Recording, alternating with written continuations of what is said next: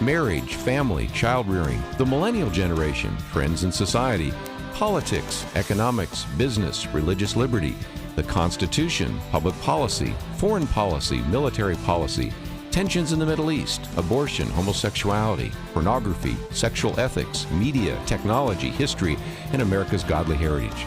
We talk about anything that affects your faith, your family, or your freedom. So don't go anywhere, because Point of View starts right now.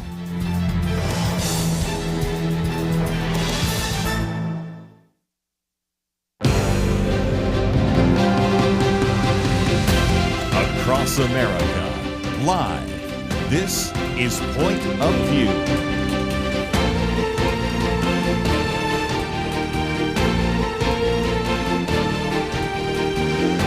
And now, Kerby Anderson. Thank you for joining me. It is the Tuesday edition of Point of View, and we're going to be talking about a very significant book first hour, but let me talk about a couple of other things happening.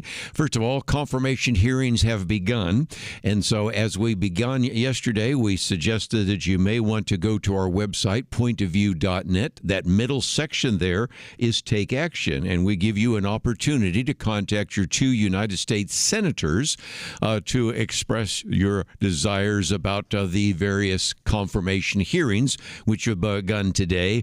They kicked off with quite a bang, and that is because the first person up in a Senate hearing meeting room was Pete Hegseth, and he was pushing back vigorously, first of all, some of the critics that have been coming out in the media, but then also there was a fairly significant back and forth. We'll talk more about that next hour.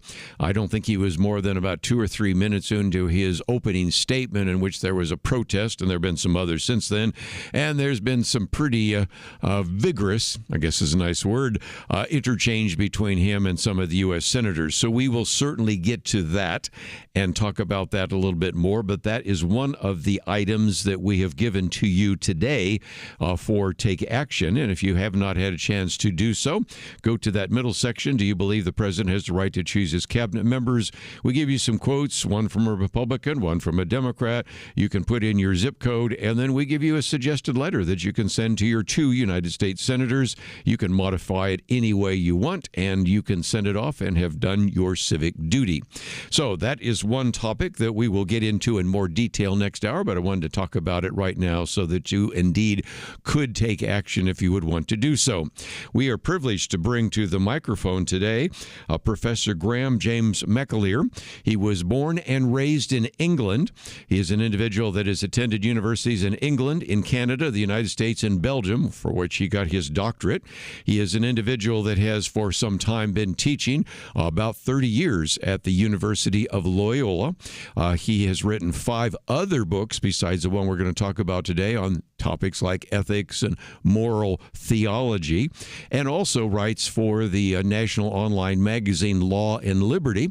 There you'll see that recently he's written about such things as natural law, the Enlightenment, just the whole idea of a civilization ending war, a topic we've gotten into before with Victor Davis Hanson, and then even some individuals like Albert Camus and J.R.R.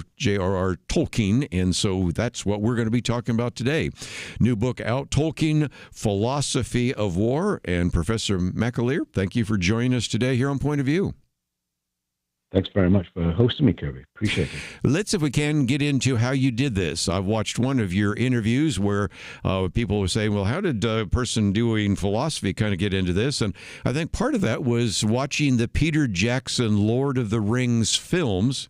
But also, I think I've heard you say before that some of your students were so interested in this that this provided an opportunity in some respects to delve more deeply into Tolkien and some of the comments he said about war and warfare and modernity and a variety of others. Is that true?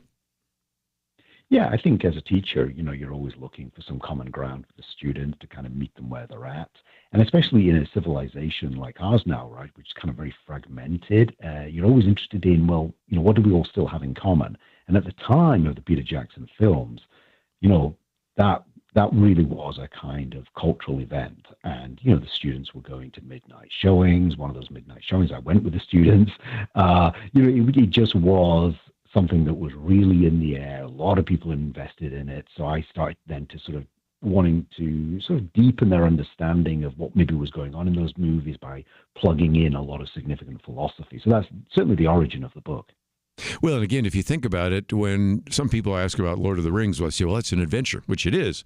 But you and I tend to sometimes look at some of the philosophical issues behind it. And one obvious one is war. And let's at least educate our listeners for just a minute. Tolkien, when he writes about war, doesn't just write about it as an armchair observer. He was in World War I.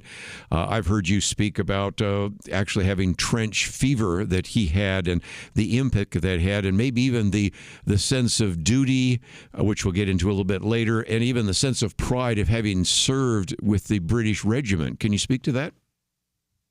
Yes, certainly. He was a signals officer, so he wouldn't have led men over the trenches. It's the most iconic image out of the First World War: officers leading the men from the front over the top and just massacre.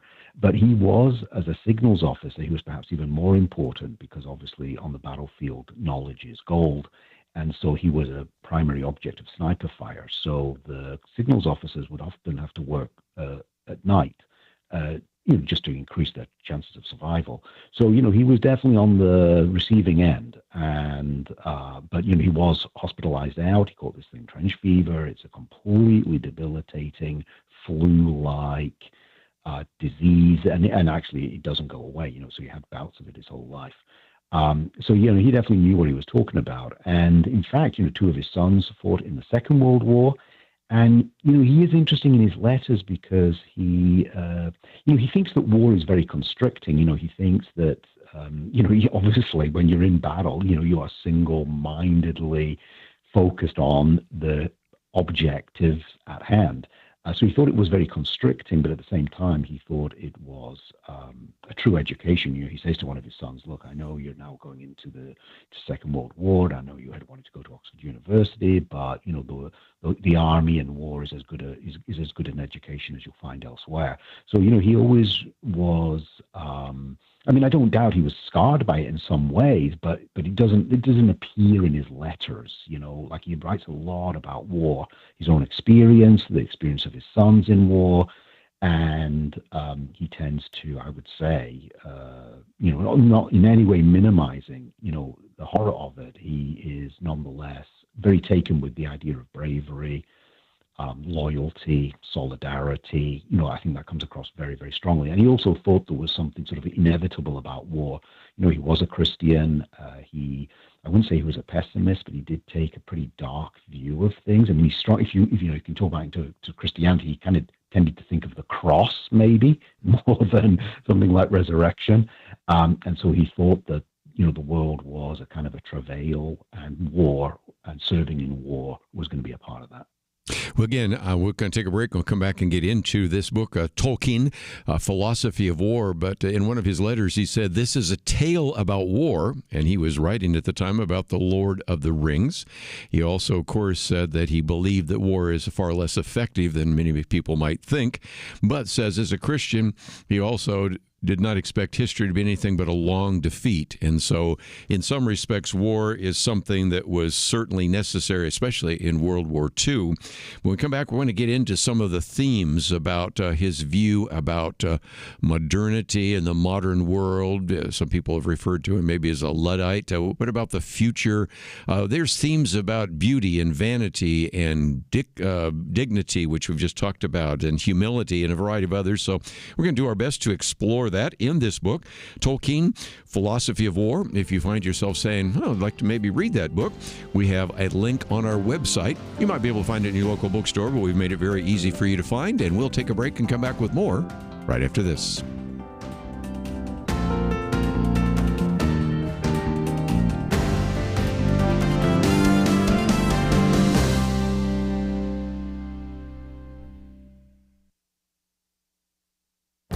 This is Viewpoints with Kerby Anderson. Throughout the 2024 campaign, President Biden and his administration argued that the economy was doing well. Many voters did not agree with their assessment. And even in the waning days of his administration, President Biden has argued that he is handing the Trump administration a robust labor market. E.J. Antoni of the Heritage Foundation replies, "I'm sorry, I think the Biden administration's own data contradicts that narrative." He explains that the post-pandemic economic recovery wasn't as robust as Biden argues. There is actually fewer native-born Americans working today than there were before the pandemic in 2019. Instead, the net job growth has gone to foreign-born workers. Douglas Carr provides another example of economic misperception by posting numerous charts illustrating the impact of Bidenomics. For example, his first chart illustrates that many more American families were worse off than a year ago, and this was worse for young adults. Of even greater concern was his chart that documents that the financial well-being of high school educated Americans versus college degree holders, and his chart shows that the financial situation for Americans with just a high school degree has fallen to its lowest point in a half a century. Inflation over the last few years dropped average earnings for most Americans. He also quotes from a study from the Brookings Institute that the effects of rising prices have been more pronounced for poorer families and especially families of color. President Biden and his administration may believe the economy was good, but Americans were feeling pain at the pump, in the grocery store, and in their wallets. I'm Kerby Anderson, and that's my point of view. For a free copy of Kerby's booklet, A Biblical View on Critical Race Theory, go to viewpoints.info/CRT.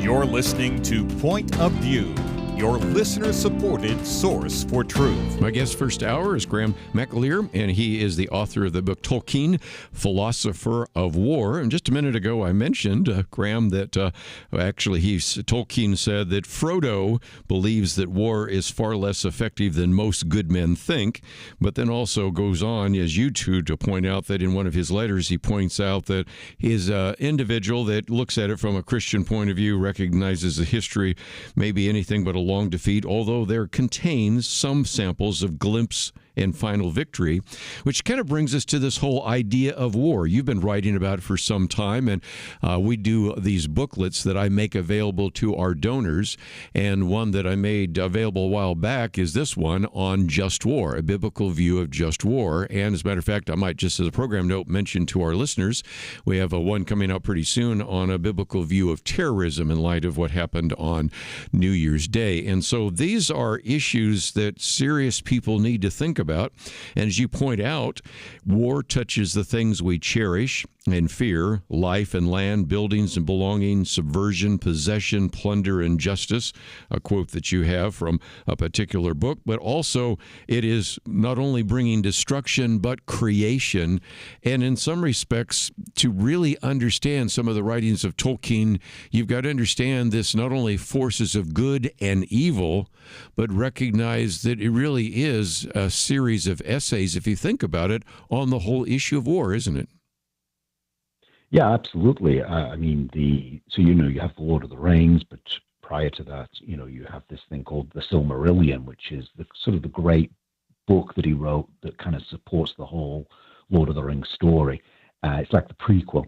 And it's astonishing, because on the very first page of that book, the war begins. Yes. When the fallen angel sort of attacks the forces of good, attacks the creation of God, and the war kind of spirals out across then, thousands of years. The war just kind of continues until there is a kind of an apocalyptic final last battle, which actually lasts 50 years, a 50-year struggle, and that's then the culmination of history. So, the whole thing is built around this struggle. And in this struggle, of course, lots of civilizations fall by the wayside. The elves, who are kind of the hero population of the books, they're exhausted by it and they essentially fade away. The Númenóreans, who are the forebearers of Aragon, the king in waiting, they're completely destroyed by the war. So, he thought that war had to be fought, but it wasn't just, it wasn't about glory necessarily. Sometimes it was just about clinging on and even kind of, fighting even a last stand and sort of going through the process of decay.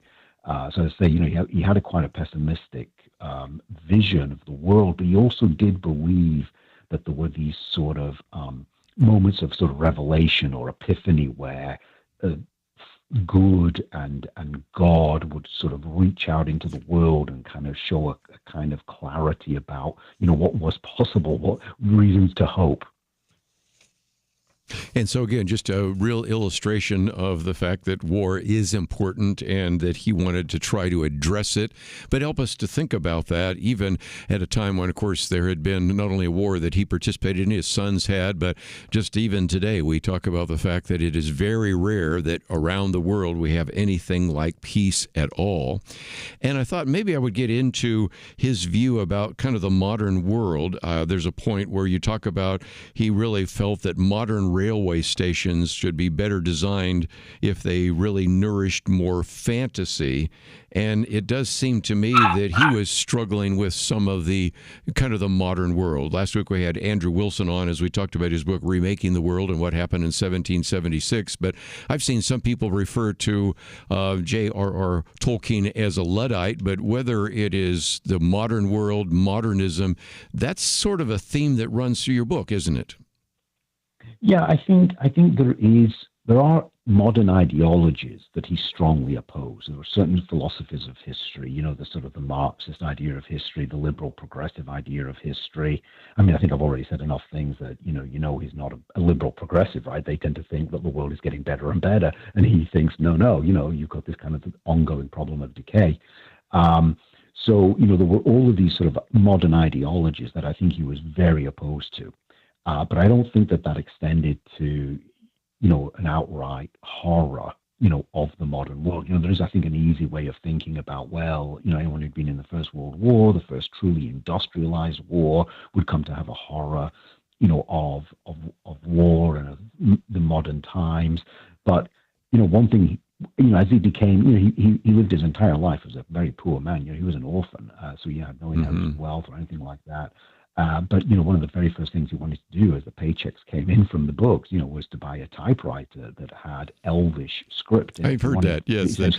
He wanted, first of all, he had this Elvish language, and then, of course, now we could do this with computers, but he wanted a typewriter that had Elvish typeface, which just cracks me up. It just illustrates exactly about what he thought would be the best investment of his money at the time. Right, yeah. Yeah, so he's not against technology as such, but he certainly was against those who thought of technology as the future, as the eradication of the created order, or as the correction of the created order. So at the time, there was this artistic movement, Italian Futurism, which is very dominant at the time, and has certainly had a tremendous legacy. And in fact, Mussolini said there would have been no fascism but for modernism. And they had this idea of, so I'll just give this one example. They had this idea of replacing the moon by raising massive search lamps into the sky. Right. So that when humans would look up into the sky, they wouldn't see the created order. They wouldn't see the cosmos. They would just see a version of themselves. So that kind of thoroughgoing technology replacing the cosmos, he's dead against that for sure. Let me talk about that for just a minute. For those of you watching online, I'm holding up the book that I just published on discerning the future. And the first chapter, interesting enough, is on transhumanism and futurism. And that's a really important theme because even though he was dealing with that then, with the idea that we really want to not see the created order, we want to blind out so that people can't even see the moon. And we really have this desire maybe to live forever. Which is kind of this transhumanist idea. Some of those ideas really show up, and you talk about that, I guess, on pages 30 and following in your book. Yes, so the story of the Numenorians, right? So people who are familiar with the films or maybe The Lord of the Rings, right? They probably know that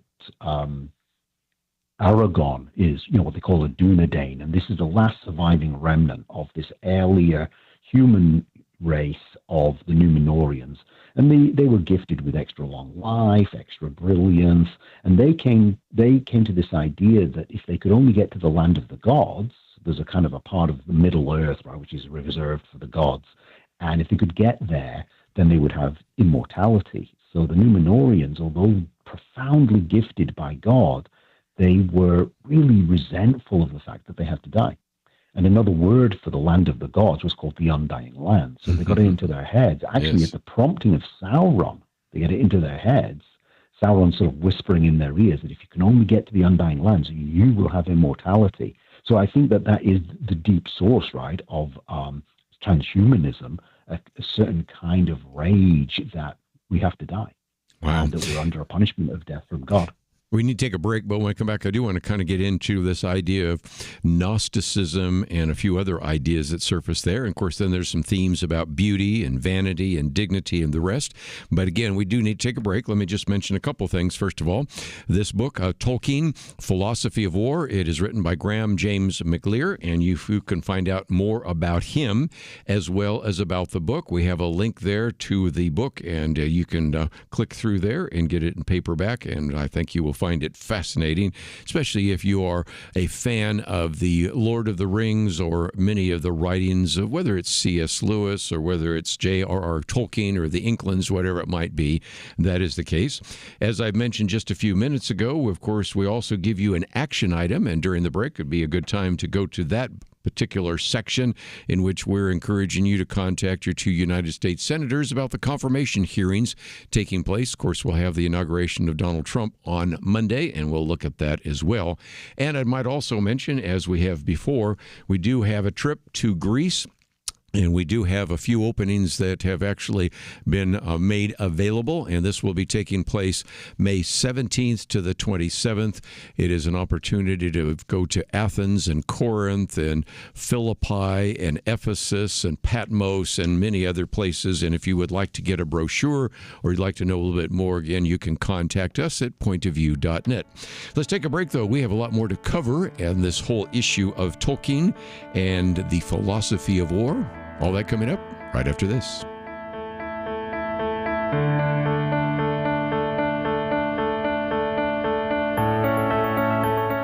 It almost seems like we live in a different world from many people in positions of authority. They say men can be women and women men. People are prosecuted differently or not at all, depending on their politics. Criminals are more valued and rewarded than law-abiding citizens. It's so overwhelming, so demoralizing. You feel like giving up. But we can't. We shouldn't. We must not.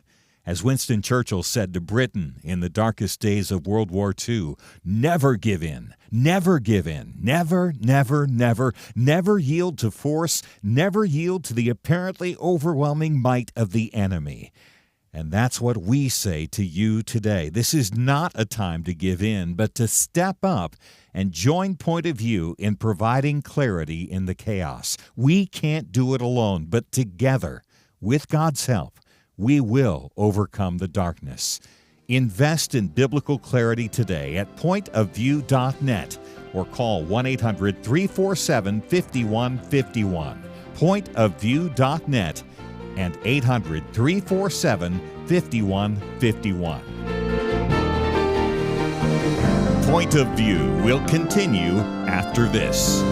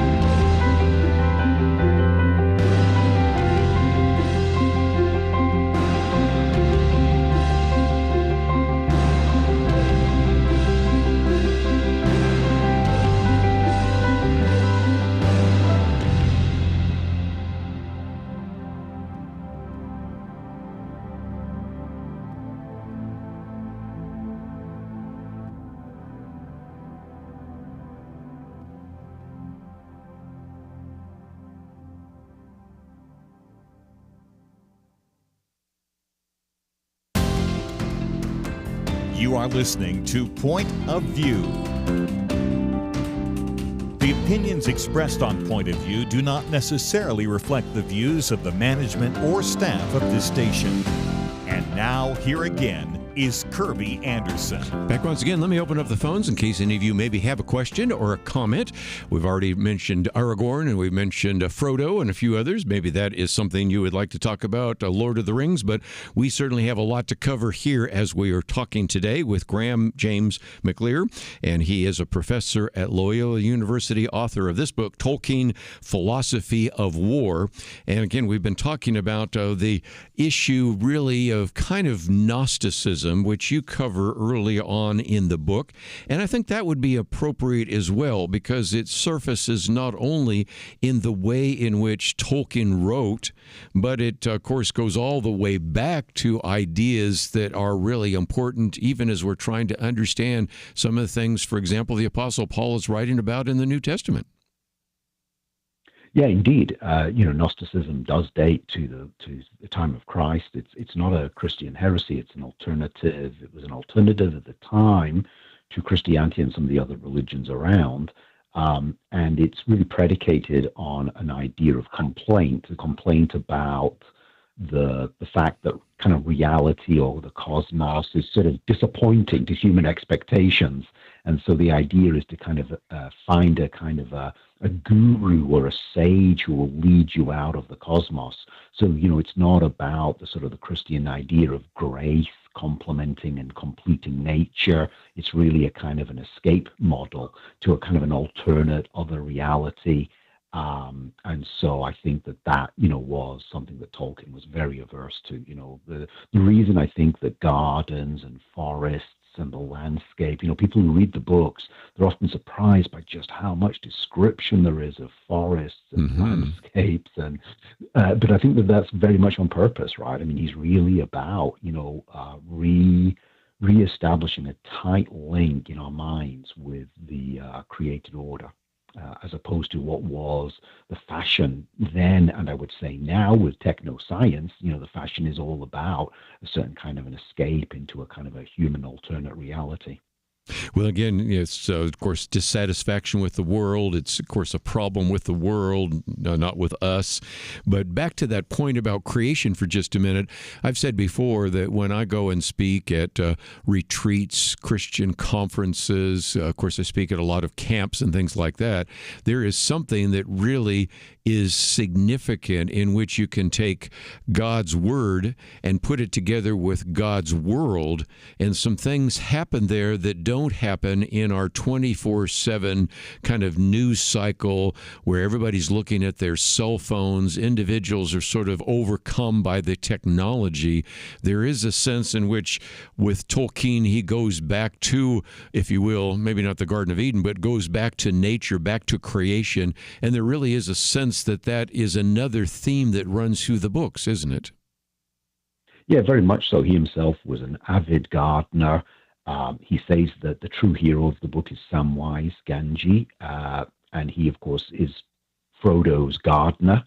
And before him, his father was the gardener of Bilbo Baggins, right? So there is this kind of idea, of Frodo and Sam.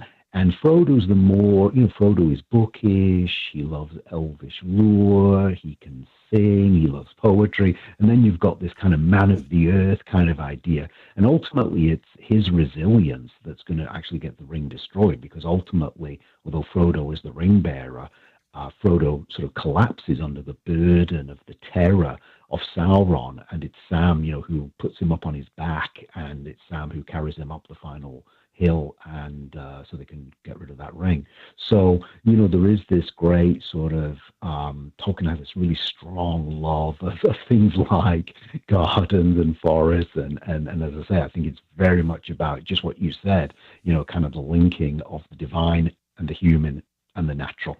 Very good.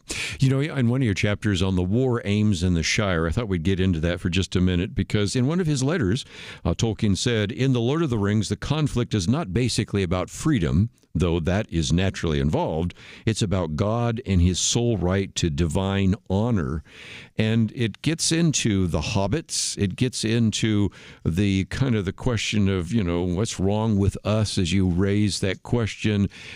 Just this whole issue that he was really addressing. And that really comes out in, for example, the Shire and the hobbits, doesn't it? Yeah. So, I mean, he was an orphan, right? And he was looked after by the church. And so, he was always a devout man. And basically what happens, the deep structure of the books is that this sort of fallen angel, Melkor, who's the kind of the boss of Sauron, he begins a kind of an angelic army up against God. And then with Sauron, when Sauron gets into power over the Númenóreans, the forebears of Aragorn, he actually establishes a cult of human sacrifice. Yes. So there is this constant, a kind of a negative, kind of religious, perverse kind of religious thing going on that the forces of good and the forces of God have to kind of contend with and seek to defeat. And that, of course, is the role of Gandalf being sent down. He is an angel, and he's sort of sent down to kind of help wage the war against these really pernicious sort of quasi-religious forces, because Sauron, like Melkor, wants the world to honor him. And of course, that goes back to the letter that you mentioned, right, where Tolkien says what these books are fundamentally about is that honor is only for God. Wow. That is really one of those other ideas here, because dignity and honor and a number of other things, those words, I'd have to say, Graham, almost sound like something of the 19th century. And there's a sense in which we've lost so much of that here in the 21st century. And yet that's one of the things that I think resonate with young people that go to the movies or read the books. And that is a cause worth fighting for, dignity. We'll get to beauty and some of that in just a minute, but just certainly this idea that there is a cause larger than me worth dying for. That was certainly significant in the 20th century, especially in World War II, but that resonates again in this kind of desire, especially for young boys, to have some kind of battle or quest to be victorious. But even if you fail, to do it with honor and dignity, don't you think? Yeah, no, I do. I mean, I think, Tolkien's life was in many ways a life of service, right? He first begins in service to the British Army, then the service to his family. He has 4 kids. He's not a well-to-do man at all. He's working constantly to kind of put them through school, etc. So that really is found again in the books, right? The books are about many individual stories of service and indeed ultimately sacrifice. And sometimes that becomes very bitter, right? For example, with the failure of Boromir. When Boromir breaks the fellowship and he understands what he's done, he dies this death of almost despair, because he's totally cognizant of what he did, right. And he tries to make amends by dying. So, it's powerful stuff. Yeah, and I think that was important. I was going to get to that because the other idea, obviously, in addition to dignity, valor, and the rest, is friendship. And, of course, that's one of the things that actually leads to the success in Lord of the Rings, isn't it? Yeah, very much so. Especially the friendship between Sam and right. Frodo. Although there's also a kind of, there's a kind of, Frodo is a kind of a servant, in the household of Frodo. So there's got that element of service right there, but it's absolutely rooted in a friendship and indeed a friendship unto death and sacrifice, if necessary. That is avoided for them, but there's plenty of other characters in the stories where, it is sacrifice unto death, that happens. And of course, that's very much part of the Christian story. Let's see if we can take a break, and we come back. We have mentioned it, but let's get into it. Beauty, vanity. There's a section here about insufficient beauty, and this is, of course, something we've talked about before. As a matter of fact, one of the other booklets that we've made available is written by my producer, Steve Miller, on imagination and those values as well. It is, I think, illustrated, just as we talked about a minute ago, the incredible detail that Tolkien goes into in terms of describing plants and creatures and all the rest. But what about that? Where does that issue of beauty or insufficient beauty actually surface? That's another one of those themes that runs through the book. And of course, it also relates to a variety of other political issues, as we've already mentioned, everything from fascism that was taking place at the time to, of course, World War I, World War II, and a world in conflict. And so in some respects, there's some great themes that we can get out of the writings of J.R.R. Tolkien. And we will take a break and continue our conversation for a few more minutes with Graham James McAleer. He'll be back with us, and I'll be back right after this.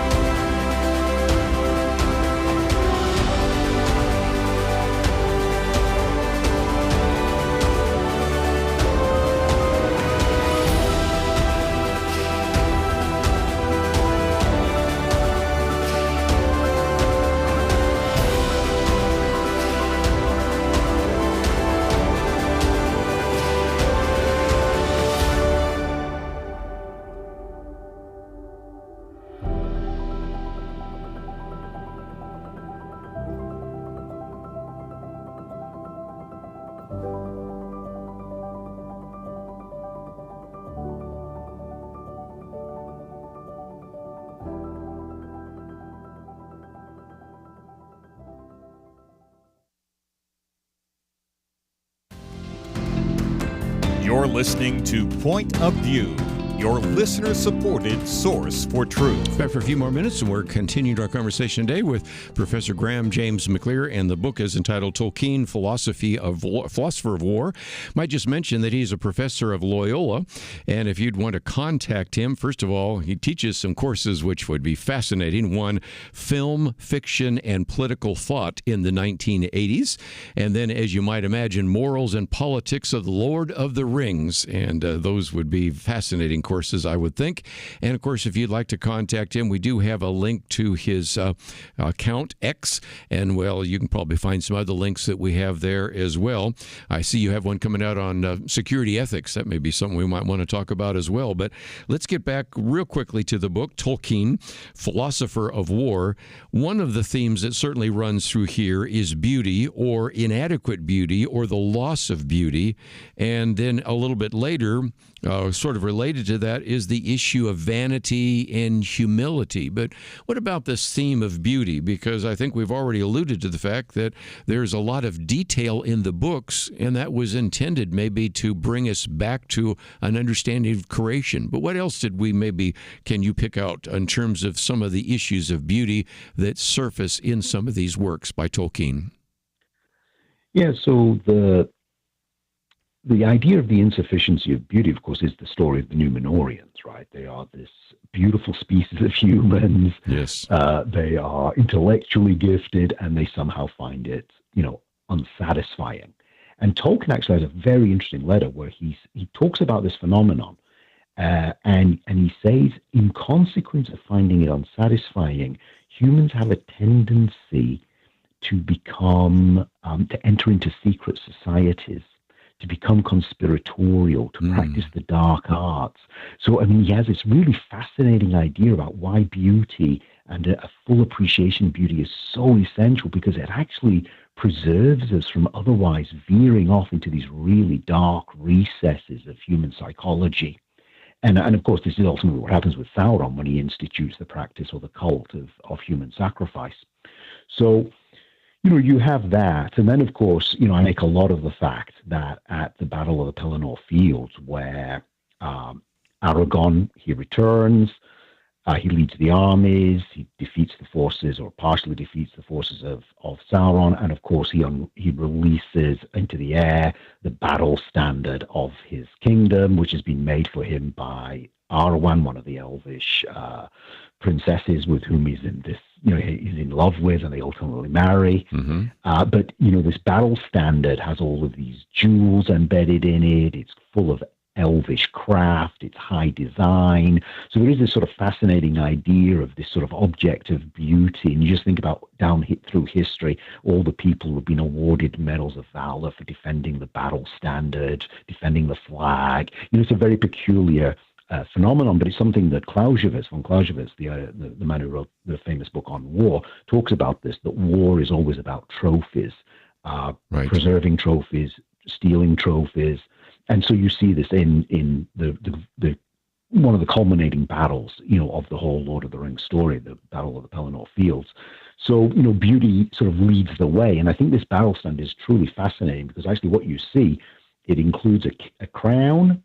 So it's the crown of the kingdom of Aragorn. It includes a sacred tree, and it includes the stars, right? So you've got this whole idea of the earth through the crown looking up at the stars, right? So it's this kind of like chain of being idea, or this kind of cosmic idea of rule in conformity with the natural order. And then I link that back to things like natural law, constitutionalism, and so on. So, yeah.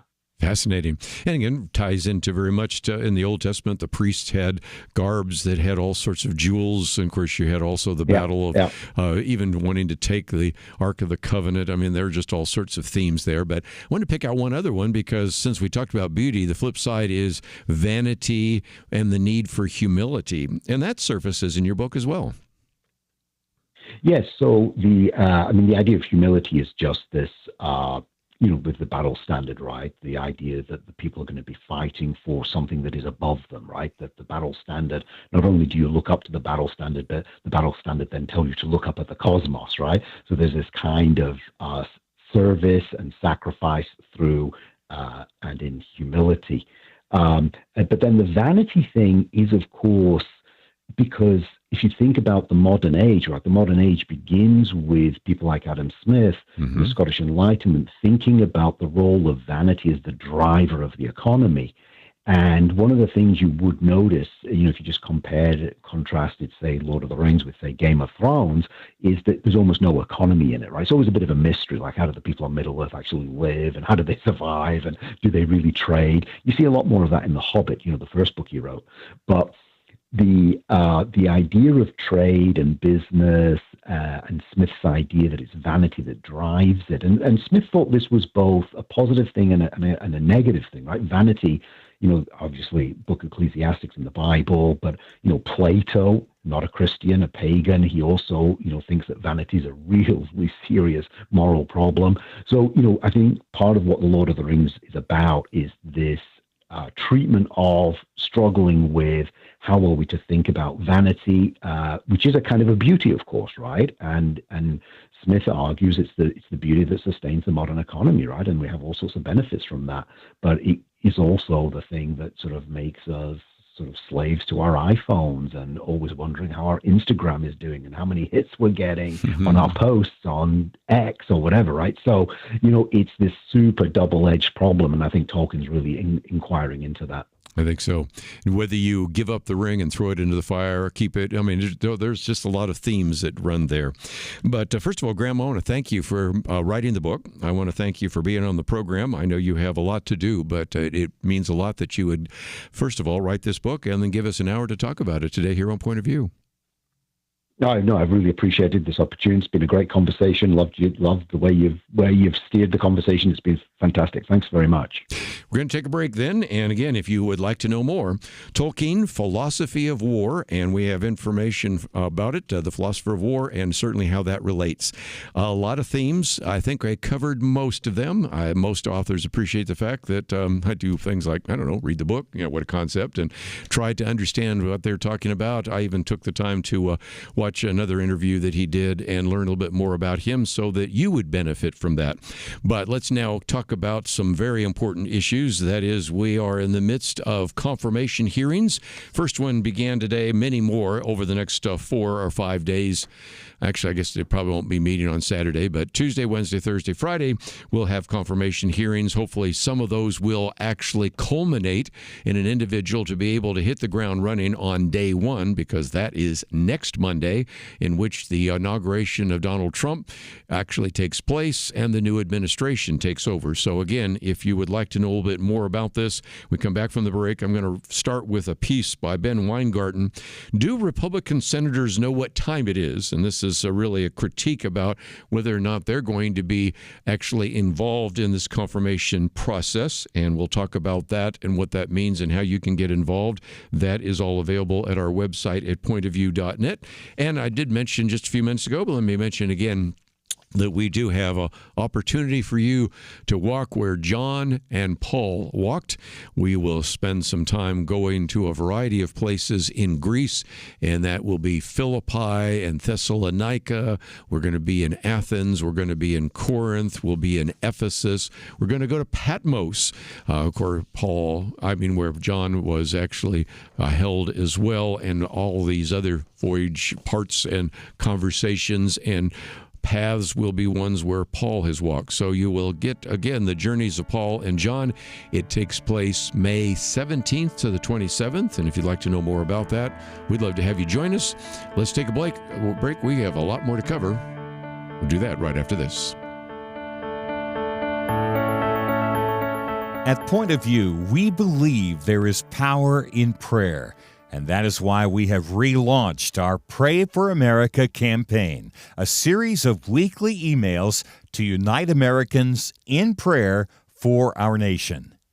Imagine if hundreds of thousands of Americans started praying intentionally together on a weekly basis. You can help make that a reality by subscribing to our Pray for America emails. Just go to pointofview.net and click on the Pray for America banner that's right there on the homepage. Each week you'll receive a brief news update, a specific prayer guide, and a free resource to equip you in further action. We encourage you to not only pray with us each week, but to share these prayers and the resources with others in your life. Join the movement today. Visit pointofview.net and click on the banner Pray for America right there at the top. That's pointofview.net. Let's pray together for God to make a difference in our land. Point of View will continue after this.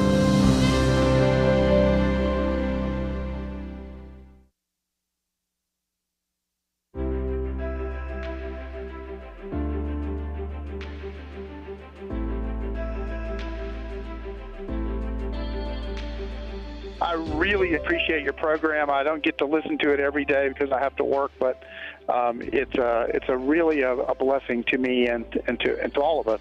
Everything you do each day to inform Christian families and our community about the things we can do, and just the way you're so informative. I listen to you daily and love you guys and appreciate you so much. I do appreciate Point of View and what you folks are doing. You really are doing a great job to educate and to help Christian folks do a better job to honor Christ in all that we do. I just appreciate all you guys do. I mean, I learned so much, and it's amazing what you teach that I say to other people, and they look at me like, where did you hear that? So I appreciate you guys. So thank you for all you do. I just turned your program on, and I want to just let you know how much I appreciate just getting the truth out. Point of View Radio Talk Show.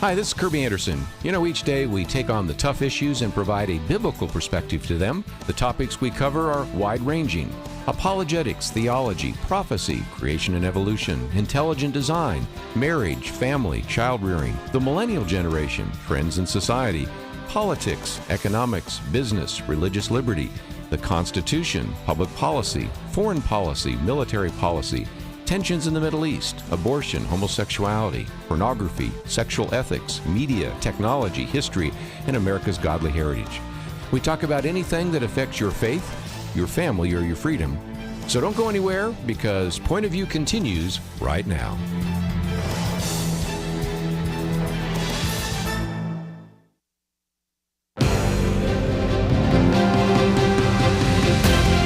Across America, live. This is Point of View.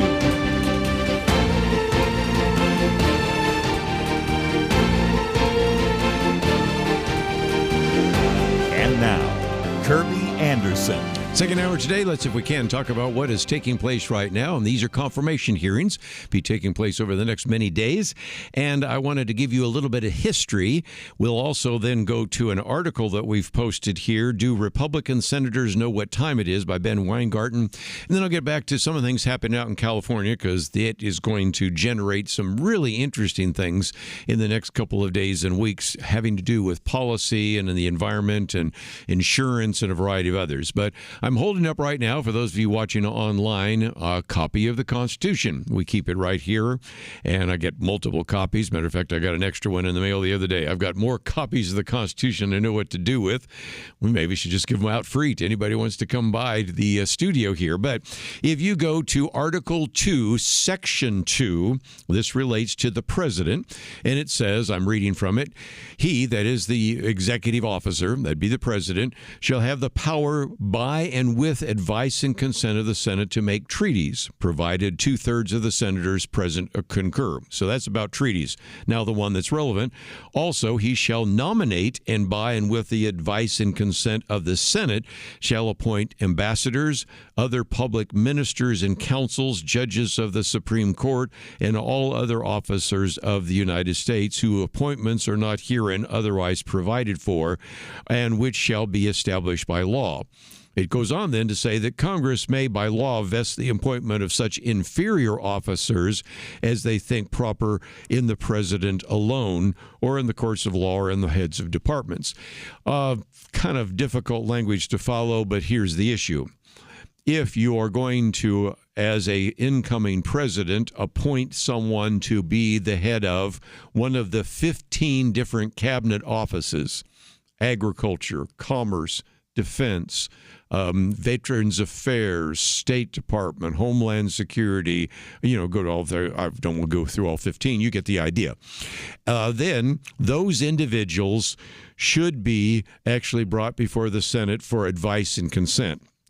I don't believe that the founders, nor even a lot of other people in Congress or even in the Supreme Court for the last 200 years, thought that what this intended was for senators to sit there and read prepared statements and then to badger an individual who's going to serve in the cabinet over sometimes fairly insignificant issues. But that's what it has become today.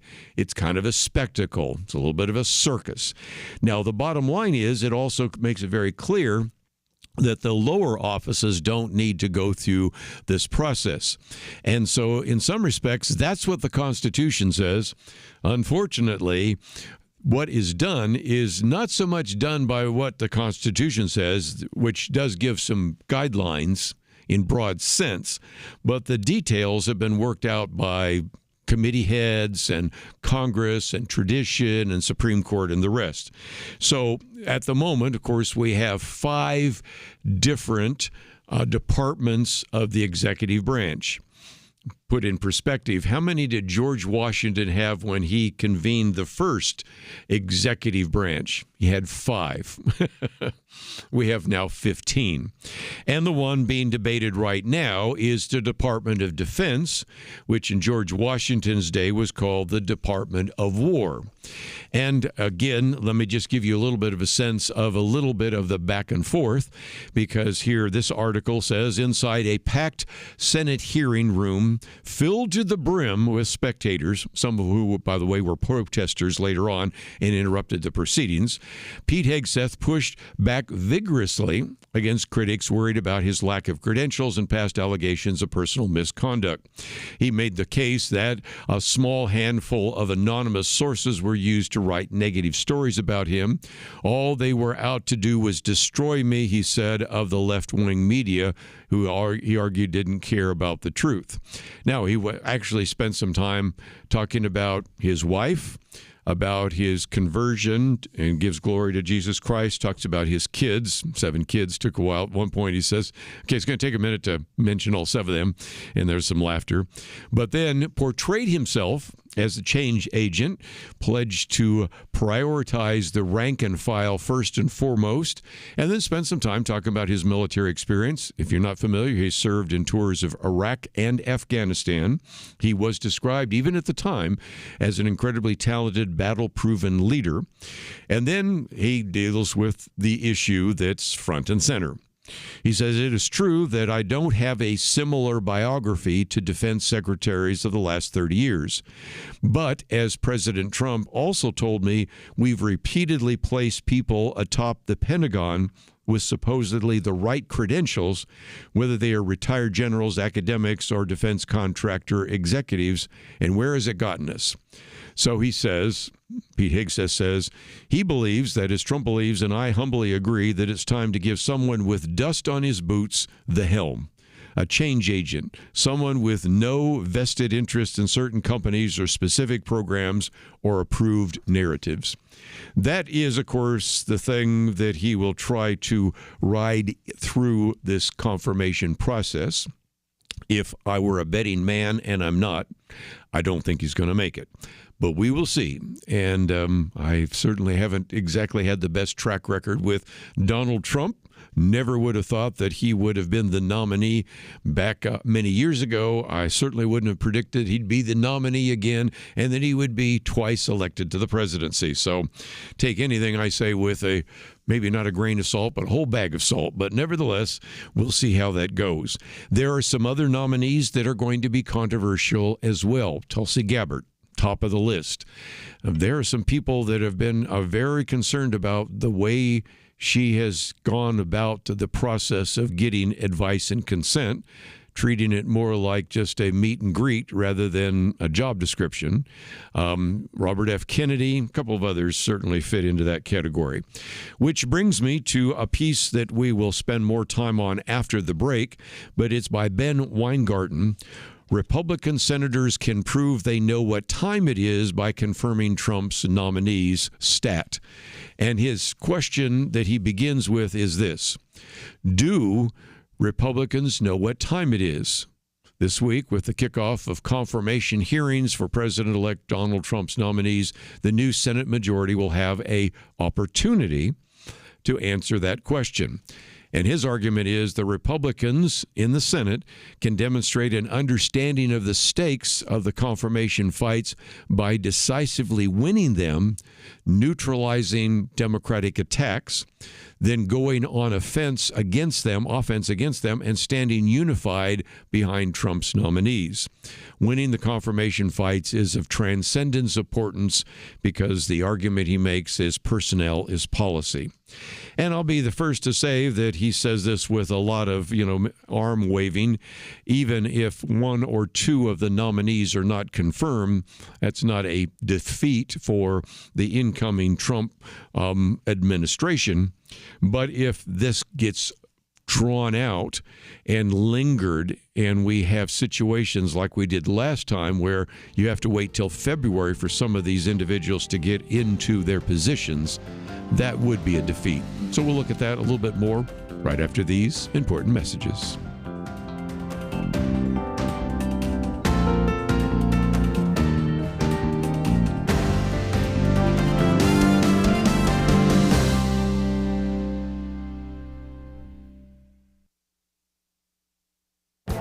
This is Viewpoints with Kerby Anderson. Throughout the 2024 campaign, President Biden and his administration argued that the economy was doing well. Many voters did not agree with their assessment. And even in the waning days of his administration, President Biden has argued that he is handing the Trump administration a robust labor market. E.J. Antoni of the Heritage Foundation replies, "I'm sorry, I think the Biden administration's own data contradicts that narrative." He explains that the post-pandemic economic recovery wasn't as robust as Biden argues. There is actually fewer native-born Americans working today than there were before the pandemic in 2019. Instead, the net job growth has gone to foreign-born workers. Douglas Carr provides another example of economic misperception by posting numerous charts illustrating the impact of Bidenomics. For example, his first chart illustrates that many more American families were worse off than a year ago, and this was worse for young adults. Of even greater concern was his chart that documents that the financial well-being of high school-educated Americans versus college degree holders, and his chart shows that the financial situation for Americans with just a high school degree has fallen to its lowest point in a half a century. Inflation over the last few years dropped average earnings for most Americans. He also quotes from a study from the Brookings Institute that the effects of rising prices have been more pronounced for poorer families and especially families of color. President Biden and his administration may believe the economy was good, but Americans were feeling pain at the pump, in the grocery store, and in their wallets. I'm Kerby Anderson, and that's my point of view. For a free copy of Kerby's booklet, A Biblical View on Critical Race Theory, go to viewpoints.info/CRT.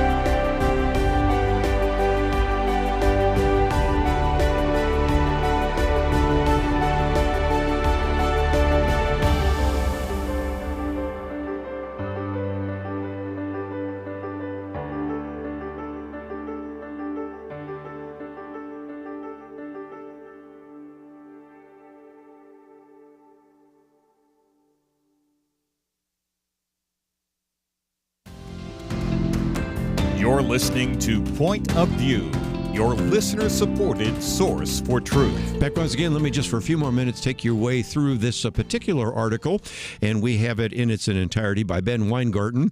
Again, Republican senators can prove they know what time it is by confirming Trump's nominees. And he makes the case, which we've talked about before, personnel is policy.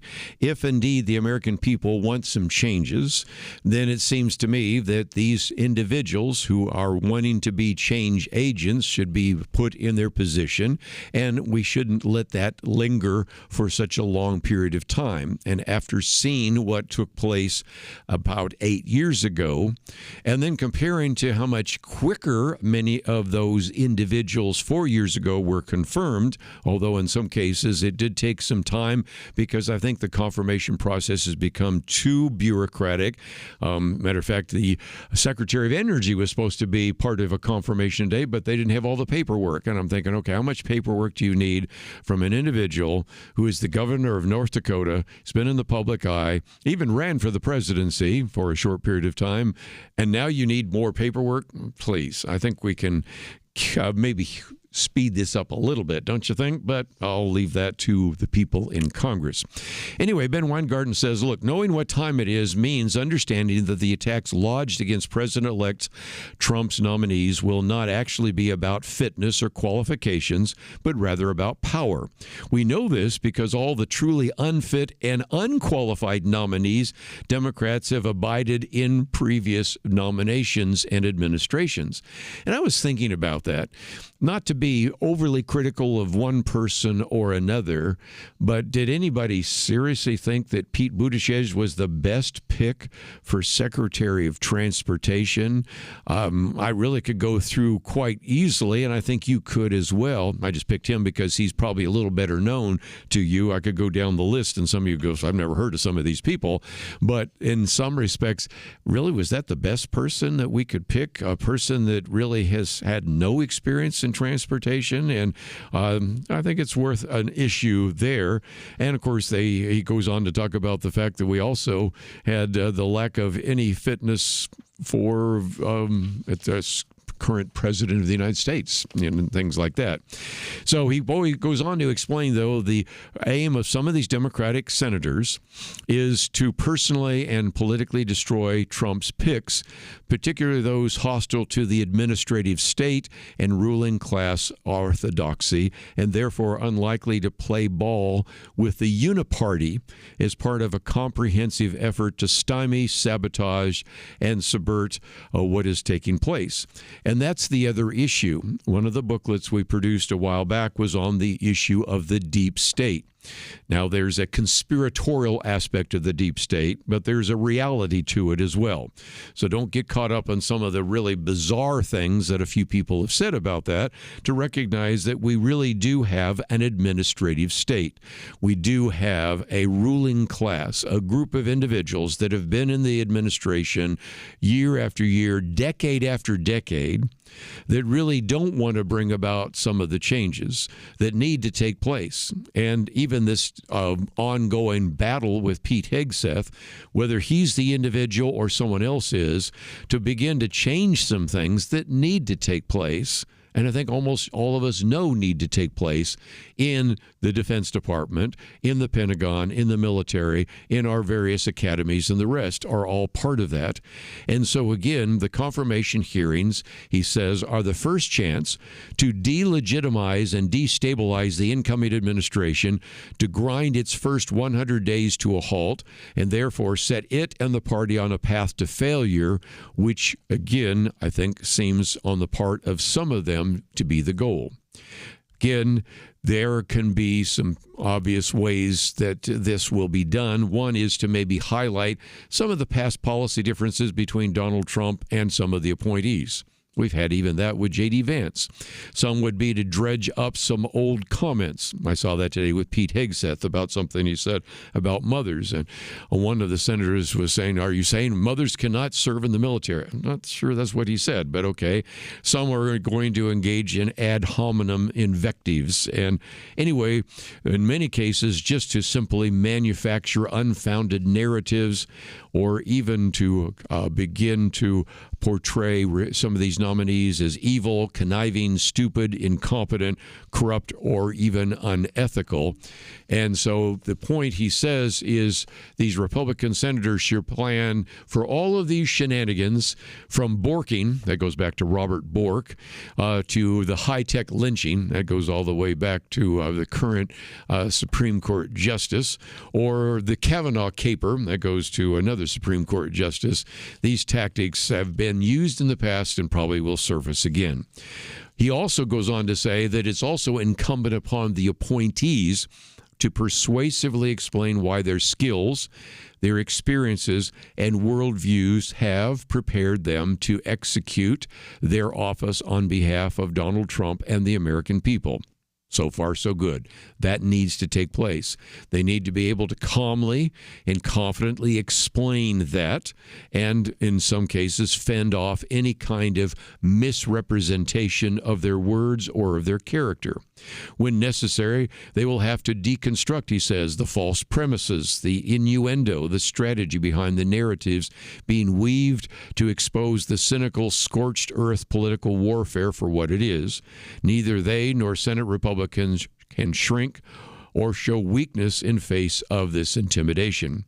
And then finally, he says that they should put some of these Democratic senators on defensive for making clear that the attacks on the nominees are about thwarting the peaceful transfer of power and obstructing an agenda the American people overwhelmingly supported. They ought to make clear that the nominees represent change agents who will prioritize common sense and realism over ideology and idealism, merit over politics, ingenuity and vigor over bureaucracy and stagnation. And he goes on with some other comments as well. So in some respects, you might say, why did you think it was appropriate that we might actually send a letter or an email to our 2 U.S. senators? And the reason for that is pretty clear. That is back to our favorite line that we use from here, and that is personnel is policy. And it's going to be important that this particular government right now is functioning very quickly. We have lots of threats. We have overseas, of course, a Ukrainian war. We have China saber rattling in ways that are very concerning, and we talked a little bit about that yesterday. Locally and domestically, we have everything from national debt to some very significant economic issues. On the border, we have the issue of a border that is not actually protected and a problem with all sorts of people that are here illegally, and the desire, I think, on the part of most Americans, if you look at the surveys, most Americans agree with the idea of deportation, starting first with those individuals that have committed a crime and don't really have a legitimate right to be here. So those are some reasons why I think it is worthwhile for you to go to our website, pointofview.net. You will see that we say, do you believe the president has the right to choose his cabinet members? Of course, there are many ways in which a president can achieve certain kinds of policy goals. One of those will happen, I guarantee, in the afternoon of Monday, January 20th, when I think then now elected and actually confirmed and actually sworn into office, President Donald Trump will sign a number of executive orders. But to achieve much more, he needs these 15 individuals first, as well as other individuals, to be part of the executive branch. And again, you see that we give you quotes from both Republicans and Democrats, one from a former Senator, Judd Gregg, a Republican from New Hampshire. I think the president has a right to choose his cabinet as long as those members have integrity, haven't misrepresented things, or haven't done things which were improper. But we also quote from Chuck Schumer, who in 2021 was calling for this very same thing, because now, of course, these were Biden nominees, in which he said we need qualified Senate-confirmed people, not in an acting capacity, in key national security positions on day one. That includes the Secretary of Defense, Secretary of Homeland Security, Secretary of State, Attorney General, and others. That's what he said 4 years ago. I got a feeling he's going to be saying something very different now, but we give you an opportunity then to simply put in your zip code. It pops up all the information necessary. We give you a suggested letter, which then you can modify any way you would like, and then we give you the opportunity to contact your 2 United States senators. It's time to get to work. The American people have spoken. Donald Trump won the electoral vote. He won the Electoral College vote. He won the popular vote. It's time to put his nominees in those positions and get to work. We'll take a break. We have a lot more to cover right after this. In 19th century London, 2 towering historical figures did battle, not with guns and bombs, but words and ideas. London was home to Karl Marx, the father of communism, and legendary Baptist preacher Charles Spurgeon. London was in many ways the center of the world, economically, militarily, and intellectually. Marx sought to destroy religion, the family, and everything the Bible supports. Spurgeon stood against him, warning of socialism's dangers. Spurgeon understood Christianity is not just religious truth, it is truth for all of life. Where do you find men with that kind of wisdom to stand against darkness today? Get the light you need on today's most pressing issues delivered to your inbox when you sign up for the Viewpoints commentary at pointofview.net/signup. Every weekday in less than 2 minutes, you'll learn how to be a person of light to stand against darkness in our time. It's free, so visit pointofview.net/signup right now. pointofview.net/signup. Point of View will continue after this.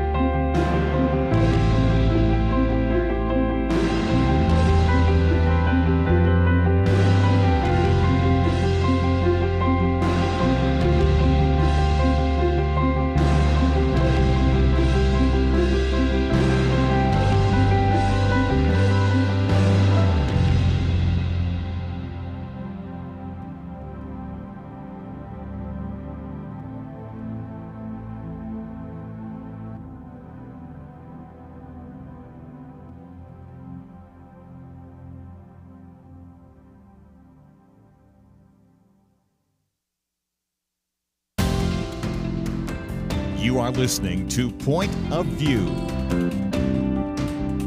The opinions expressed on Point of View do not necessarily reflect the views of the management or staff of this station. And now, here again is Kerby Anderson. Back once again, if you'd like to join the conversation, 1-800-351-1212. Let's, if we can, spend just a little bit of time talking about California. We probably will have some time the rest of this week to get into some other details. But one of the things I like to do from time to time on Point of View is alert you to a phrase or an argument that you're going to run into that maybe isn't all that it seems like if you really dig into it. And the phrase I'm going to talk about is hydroclimate whiplash. I know that's a big one. Hydroclimate whiplash. And if you find yourself saying, well, I want to read about what you're getting into, this actually comes from the editors of the Wall Street Journal. They call it California's wildfire climate excuse. Now, let's recognize that we've had fires in California for years. We've had wet seasons, we've had dry seasons. One of the things I like about this, if you print this out, it takes you through the last 120 years of the annual precipitation in California. So you can begin, once you start getting that kind of, if you will, meteorological record, to see that a lot of things that you're going to hear over the next few weeks as justifications for why this fire got out of control are really not easily justifiable, maybe not justifiable at all, from the actual record. But this idea of a hydroclimate whiplash is something that you're going to start hearing the media talk about. So let's say you probably heard it first here on Point of View. It's a term that people that are part of the left, part of kind of the environmental left, part of those who are climate promoters, the opposite of a climate denier, however you want to say it, climate change advocates, extremists, whatever phrase you want to use, have been using lately to try to explain the wildfires that we've had in Los Angeles. And it's really, if you think about it, the way to change the subject from some of the political failures that are unfolding before our very eyes.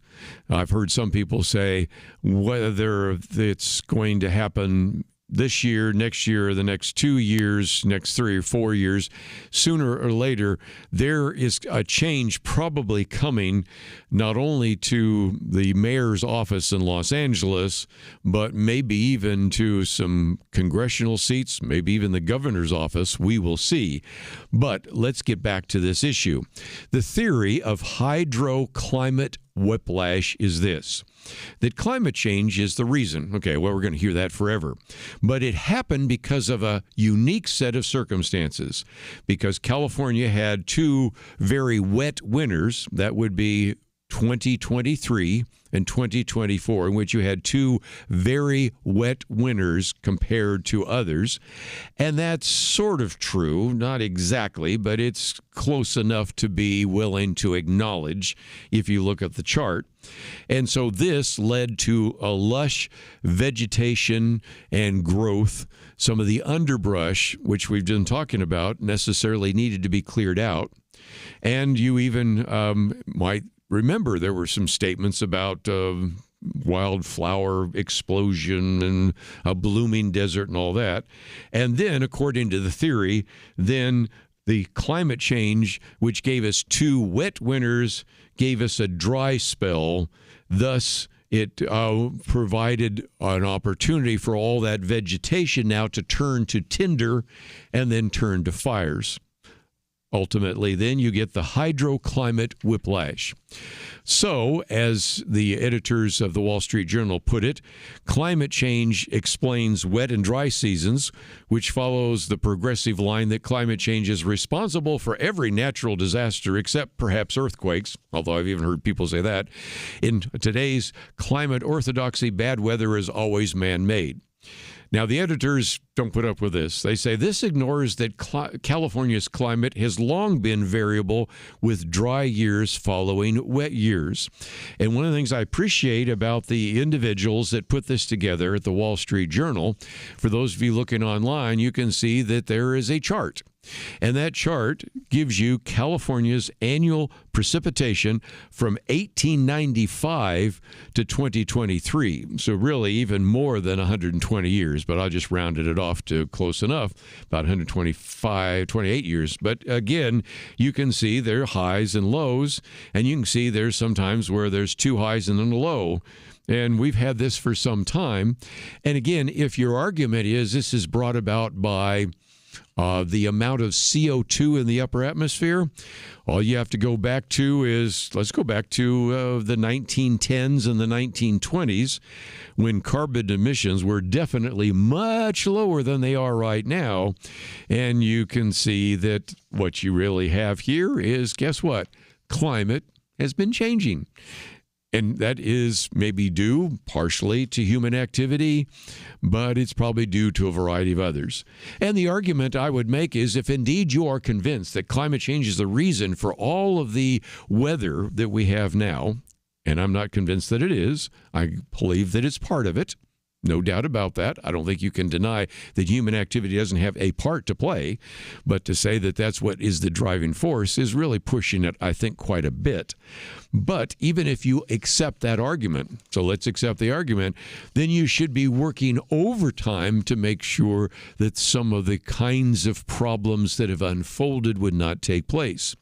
That's why when you get to the third page of this piece by the editors of the Wall Street Journal, they point out that even though you're having right now Governor Gavin Newsom making a point for the fact that we really need to do a lot more work in this regard, if you look at the budget that has just been proposed and was introduced by the governor on Friday, the proposal actually, as they say, skimps on wildfire prevention while boosting spending on Medicaid, green energy, and things that will ultimately be a payoff to the teachers' unions. And so, for example, the coming fiscal year will actually cut what's called Cal Fire's resource management program by half from what was that amount in 2023. Then you have what is called a climate bond spending that includes $36 million for sequestering carbon and reducing emissions, which again are based on the assumption that if we can reduce the amount of CO2, we'll have less climate change. And we have climate change before we had the amount of CO2 in the atmosphere right now. And so they come to the very obvious conclusion that none of this spending will mitigate future fires, droughts, or floods, and really will have no significant impact. It will have negligible impact on global temperatures. In any case, Democrats have other priorities than preventing fires or better managing its scarce resources. Which, of course, brings me to something else we've talked about before, and that is, if there's anything that people are starting to learn, it goes back to the quote I gave you yesterday, in which you had one of these authors who predicted years ago that one of the biggest problems with a lot of Democratic leaders, especially the mayors and governors that have that responsibility, is if they really do their job well, it's really kind of boring, because you're talking about fixing potholes, you're talking about making sure that the bridges are safe, that making sure that the roads are plowed, all the kind of boring things that just really need to take place every single day to keep people safe. But it's much more exciting to talk about fighting racism or any kind of poverty, trying to deal with the homeless issue, which I think deserves a focus. I'm not saying that it doesn't. But all these other kind of DEI, ESG, woke kind of ideas are sometimes much easier to run on, and certainly are the kind of individuals that are going to be more likely to be elected in the state of California. I was thinking it was interesting. Larry Elder, who, by the way, ran for governor and is a talk show host with Salem News, has said, I don't understand why people are giving a pass to all the voters. Because in some respects, if you're convinced that these policies that come from the governor, city council, mayor, various people in the bureaucracy are a problem, the reason those people are in those positions is because the voters voted them in the first place. And so he's much less forgiving of some of the voters that probably are the reason that you have some of those individuals traveling around now doing all they can to try to focus attention somewhere else so that they can win re-election in the next campaign. Anyway, we are going to come back, and one of the other very good articles is by Charles Cook. We've quoted from him before. He asked a very good question. Are Californians near the tipping point? We'll talk about that right after this.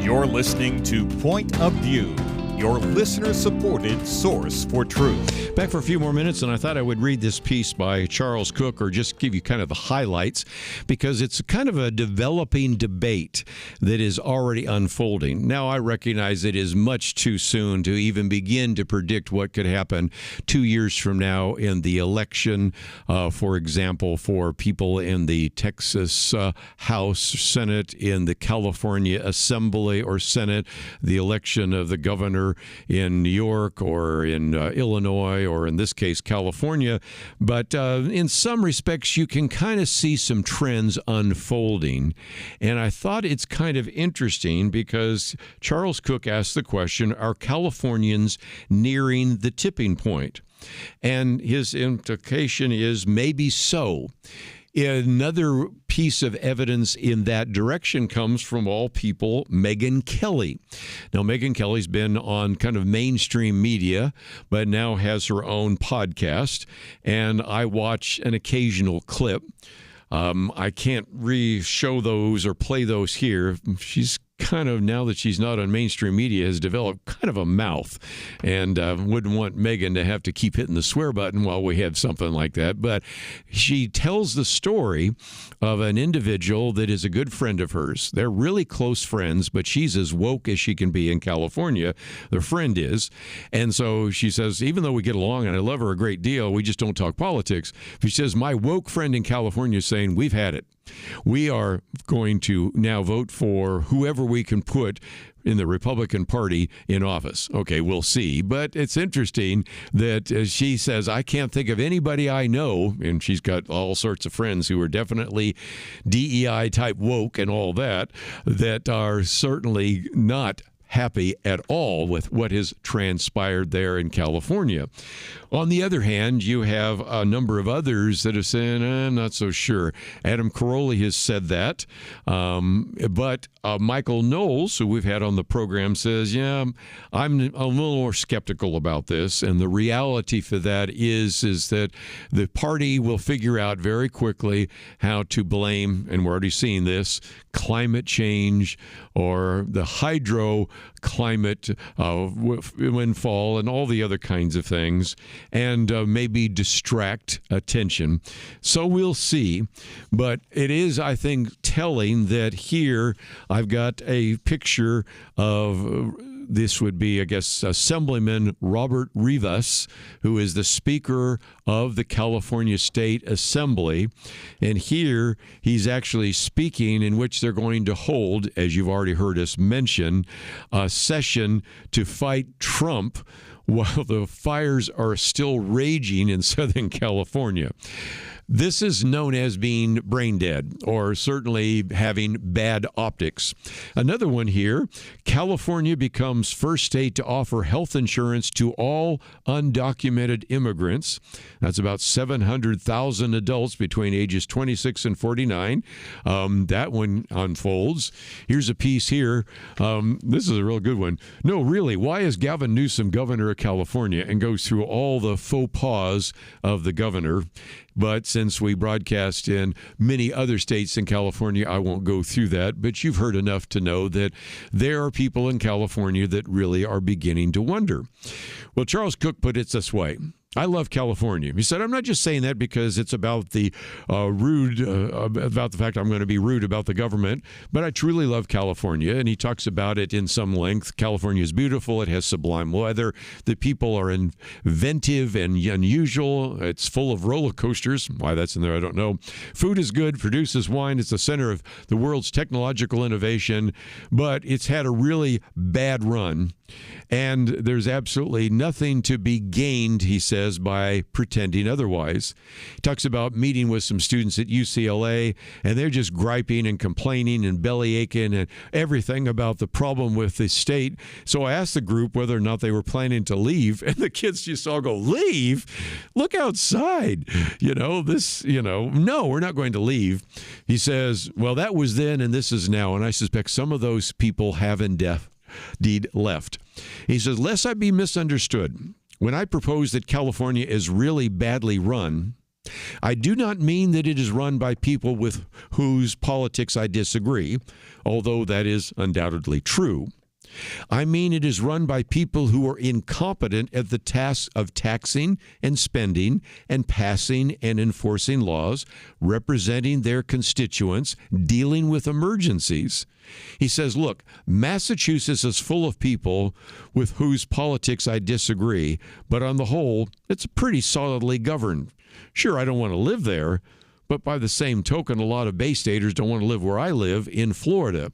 So the point he's making is, I'm not just saying this because I disagree with the politics of the Democratic Party, which is a single-party state in California, or that I disagree with the policies of the mayor of Los Angeles, or the governor of California, or the speaker of the California Assembly. This just is not well run. And the reason for this is the politicians have forgotten how to do the basics. We've talked about that.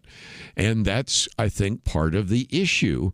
And so people want such things as, schools that are good, roads that are smooth, police that are allowed to do their jobs, housing that is affordable, natural disasters that are swiftly and sanely prevented, or at least mitigated, or simply completely provided for in one way or another, and that is the case. And he says the problem is California has extremely high taxes and a prohibitive cost of living, and in return its residents get, what? Well, their government is in debt, their schools are failing, their planning system is broken, their business environment is toxic, and above all, nothing, whether it be power stations or reservoirs or high-speed rail or housing estates, nothing ever seems to get built. And so finally he says, the fires that have terrorized Los Angeles over the past week have many causes, but reasonable observers might be able to at least agree that none of these causes are Donald Trump, the Republican Party, Christian nationalism, or any other of the boogeymen that are typically trotted out to explain why figures such as Gavin Newsom, the governor, Karen Bass, the mayor, should remain in their jobs. Even climate change, he says, that villain, represents a weak excuse for the state's poor preparation for wildfires, given that if one truly believed that the circumstances were as dire as California officials repeatedly insist that they are, one would presumably end up being more prepared for the consequences of climate change, not less. Well, we'll see. But there are many of these kind of articles, many kinds of podcasts surfacing very quickly and being produced that are saying, I think there is possibly a tipping point. Now we have some others that have said, no, some of these individuals have no bottom, so there's never a chance for people to bounce back. We'll see.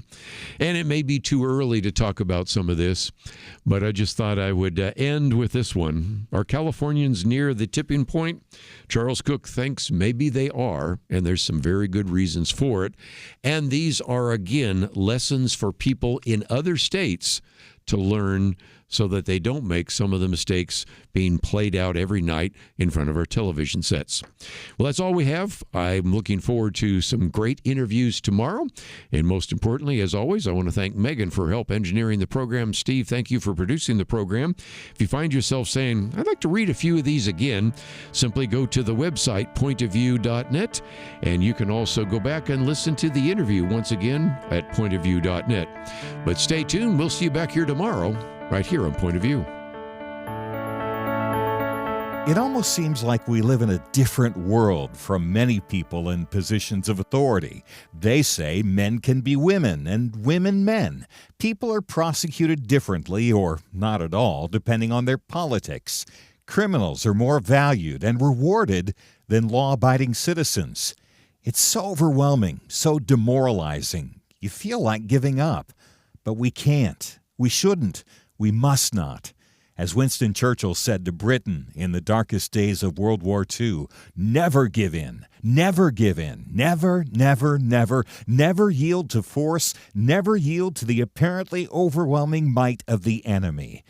And that's what we say to you today. This is not a time to give in, but to step up and join Point of View in providing clarity in the chaos. We can't do it alone, but together, with God's help, we will overcome the darkness. Invest in biblical clarity today at pointofview.net or call 1-800-347-5151.